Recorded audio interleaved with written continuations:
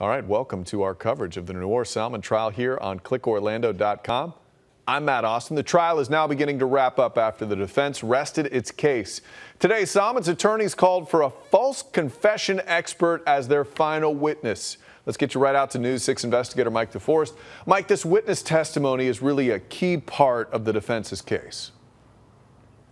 It really is, because the key part of the prosecution's evidence is this written statement. It was written by the FBI, but it was reportedly Noor Salman's words in which she admits to knowing that her husband was planning a terrorist attack, and she also gives some of the indications of the ways she may have helped him, such as driving him to the store to buy ammunition. Today, they called the defense called Dr. Bruce Frumkin. His specialty is in false confessions, and he made it very clear off the bat that he's not saying whether or not Noor Salman's statement to the FBI in this case was a false confession. But what he did testify to was that some of the personality traits and characteristics about Noor Salman made her more susceptible than most people to making a false confession. Such things as the fact that she has a low IQ. He said she's not one of the brightest people in the world. The fact that she emotionally seems to be a bit immature. Also pointed to things like the fact that on the day that she was questioned by the FBI, it was a very long day, and that perhaps in some cases exhaustion can lead someone to making a false confession.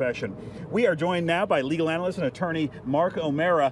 I know for the average person like me, you think, I would never, ever confess to doing something I didn't do, but false confessions are something you see. Yeah, under normal circumstances, nobody will voluntarily say something that's untrue, like a, quote, false confession. But just like cross-examination is an art that we learn and we get very good at it, interrogation is an art as well as a science of how to get people to say something. Sometimes it's breaking down barriers so they tell you the truth. But sometimes it's breaking down barriers, it's using psychological ploys to get to what you perceive to be the truth. And with people who are particularly susceptible to that, they can come up with false confessions. We see it. It's such an exception to the rule that we shouldn't talk about it.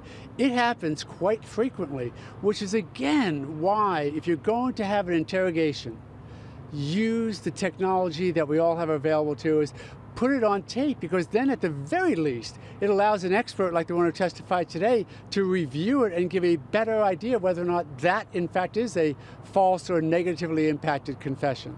Well, with this witness on the stand, the defense basically tried to show the wizard behind the curtain a little bit, and with this witness, used him to describe what was known as the Reed technique. And the way they described it in court was it's a law enforcement technique used by many agencies in which the agents will basically put pressure on you and basically say, we know you're guilty, but we need you to say, are you guilty of something that makes you look good? Like you just didn't mean to do this, but you did it anyway? Or were you really, really bad? And give you two options of bad. And then they say the second component of this Reed technique is that it's not recorded, that the agents write it down and you initial it. So, and that's the problem with it, because if you think about that, when you have somebody who is susceptible and you say to them, are you really bad or are you just a little bad? And if those are the only two options given, try to a 6-year-old, try to a 12-year-old, try to somebody who has a low IQ.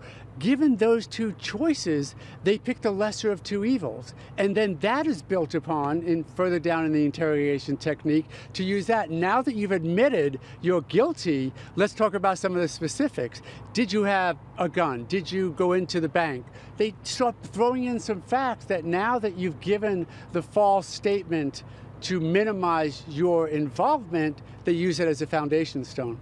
And the Reed technique can get good confessions, but it can get false confessions. And that was one thing that Dr. Frumkin pointed out. He wasn't critical of the Reed technique. He even said, when you have a guilty person there, you want your law enforcement officers to be able to have these tools to be able to elicit that confession and ultimately get a conviction. But he says, when you do have someone who may not be guilty, it also runs the risk, he says, of those false confessions. And that's the real problem that we have to deal with, which is, you know, if you're going to use a technique like that, you have to do it reasonably, and you also have to not have a predisposition. The problem with it is that these cops were dealing with the horrific reality of what happened at Pulse. And like anybody else, they want to find everybody who's responsible. A wife is an obvious choice, just like a buddy or a partner would be. An obvious choice, but what they did is they allowed that bias of the interrogators to fall into the interrogation and turn it into what may well have been a false or improper interrogation, therefore a false or improper statement by her. Now, we were several months before this trial. We got to see a lot of what these experts would testify about. And we know that prior to the trial, the defense was looking at the possibility of suggesting that Noor Salman was the victim of domestic violence from Omar Mateen, and that yet that was one other factor that may have made her more susceptible to being to making a false confession. Interestingly, throughout this trial, none of the witnesses ever directly came out and said Noor Salman was the victim of domestic abuse. Why do you think they may have decided to back off that claim, even though it was one less factor that could have led to this false confession? Well, one, they would have to have enough evidence to support it. So if family members or whatever, don't forget, people do not like talking about domestic violence. People don't come out and say, oh yes, she was an abused victim.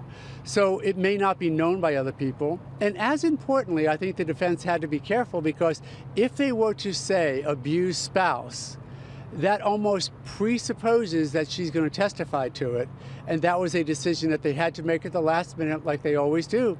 And in this case, decided not to have her testify. So you don't want to throw out a softball in your opening and then not be able to carry it through in your closing and through your testimony. Well, changing gears a little bit, there was only one witness who took the stand, but jurors actually heard from two witnesses. We don't know the reason why this Pulse security guard who was working the night of the shooting, we don't know why he was not able to make it into court to testify before the jury, but both parties agreed to read this written statement from this Pulse security guard. And what he basically said was, on the night of the attack, a man came up to him. He didn't know him. He later learned it was Omar Mateen. And Omar Mateen says, hey, is it always this quiet here? Where are all the girls? And obviously the defense, or this security guard, took that to mean, oh man, this poor guy, he doesn't realize he's in a gay nightclub. Later on, he says, Mateen said, oh, hey, I've seen you here all the time. You're the security guard, right? And this security guard had never seen Mateen before. And that security guard now believes that Mateen was looking to see if he had a weapon on him.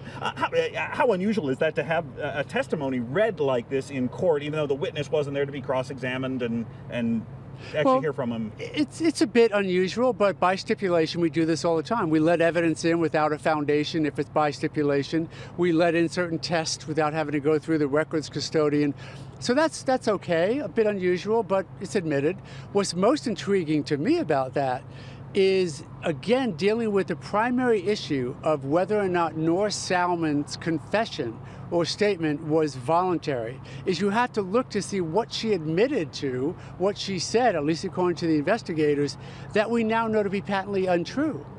And if he didn't know it was a gay club, and seemingly he didn't until he walked in and said, where are all the women? And maybe something was said. If he didn't know, how could Noor Salman have possibly known that it was a gay event or a gay club he was looking at, which was one of the factors supposedly stated in the statement?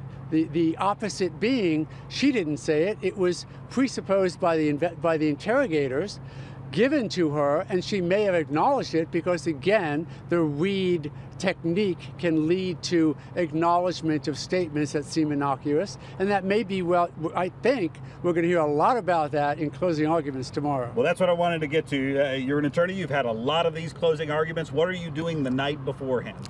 Well, you know, there are a lot of attorneys who write out their closings. I never have.